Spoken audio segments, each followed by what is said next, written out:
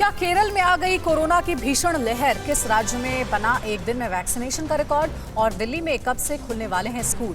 Corona से जुड़ी खबरों के लिए देखिए टॉप 9 कोरोना से जानिए। देश में कोरोना के मामलों में तेजी से उछाल आया है। पिछले 24 घंटे में देश में कुल 46,265 नए मामले आए हैं। एक दिन में कोरोना से 605 लोगों की मौत हो गई, जबकि 34,242 मरीज रिकवर हुए। देश में एक्टिव केस की संख्या 3,27,000 से ज्यादा हो गई है। केरल में संक्रमण के केस बेतहाशा बढ़ रहे हैं। राज्य में पिछले 24 घंटे में 31,445 नए केस आए हैं, जबकि 215 लोगों की मौत हो गई है। संक्रमण के लिहाज से दूसरा सबसे ज्यादा प्रभावित राज्य महाराष्ट्र है, जहां 5,031 नए केस आए और 216 मरीजों की मौत हो गई। चिंता इस वजह से भी बढ़ गई है क्योंकि केरल में पॉजिटिविटी रेट 19 के पार चला गया है।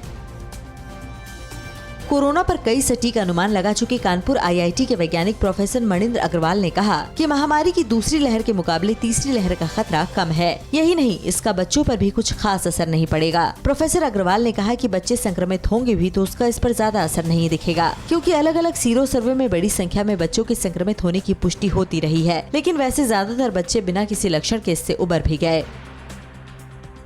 कोरोना की तीसरी लहर सितंबर में आ सकती है। ये बात राष्ट्रीय आपदा प्रबंधन संस्थान के स्टडी में सामने आई है। इस रिपोर्ट में अनुमान लगाया गया है कि अगर वैक्सीनेशन की रफ्तार शुरुआती दिनों की तरह धीमी रही तो सितंबर तक तीसरी लहर आ सकती है। हालांकि कुछ जानकारों का कहना है कि दूसरी लहर के मुकाबले तीसरी लहर में कोरोना के तकरीबन आधे मरीज ही सामने आएंगे। कोविड वैक्सीनेशन के मोर्चे पर देश ने एक बड़ा मुकाम हासिल कर लिया है। अब तक देश में 60 करोड़ से ज्यादा टीके लगाए जा चुके हैं। 60 करोड़ का ये मार्क देश में टीकाकरण की शुरुआत के 222वें दिन यानी कल 25 अगस्त को हासिल हुआ। इस दिन पूरे देश में 66 लाख से ज्यादा डोज लगाई गई। मध्य प्रदेश में बुधवार को टीकाकरण महाअभियान 2 बेहद सफल रहा। राज्य में एक दिन में 23 लाख वैक्सीन लगाई गई, जो कि रिकॉर्ड है। इससे पहले 21 जून को हुए टीकाकरण महाअभियान 1 में प्रदेश में 18 लाख से ज्यादा वैक्सीन लगाई गई थी। महाअभियान 2 के दूसरे दिन यानी आज वैक्सीन की दूसरी डोज पर फोकस किया जा रहा है। देश वैक्सीनेशन को एक उत्सव की तरह मना रहा है और सभी उम्र वर्ग के लोग इसमें बढ़ चढ़कर हिस्सा ले रहे हैं। ऐसे ही लोगों में शामिल है उधमपुर की धोली देवी। इनकी उम्र 120 साल है और इन्होंने बुधवार को वैक्सीन की अपनी दूसरी डोज ली और प्रधानमंत्री को धन्यवाद दिया। मोदी साहब के नमस्ते।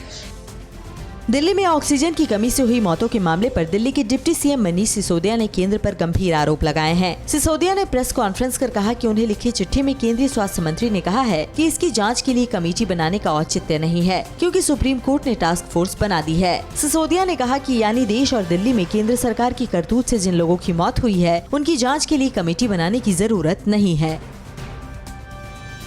दिल्ली में भी अब स्कूल जल्द ही खुल जाएंगे। एक्सपर्ट कमेटी ने स्कूलों को खोलने की सिफारिश की है। रिपोर्ट में कहा गया है कि सभी क्लास के लिए स्कूलों को चरणबद्ध तरीके से खोल दिया जाना चाहिए। अब जीजीएमए की बैठक में इस सिफारिश पर आखिरी मुहर लगेगी और फिर स्कूलों को खोला जाएगा। एक्सपर्ट कमेटी की रिपोर्ट में पहले बड़ी क्लास के छात्रों के लिए स्कूलों को खोले जाने की बात कही गई है।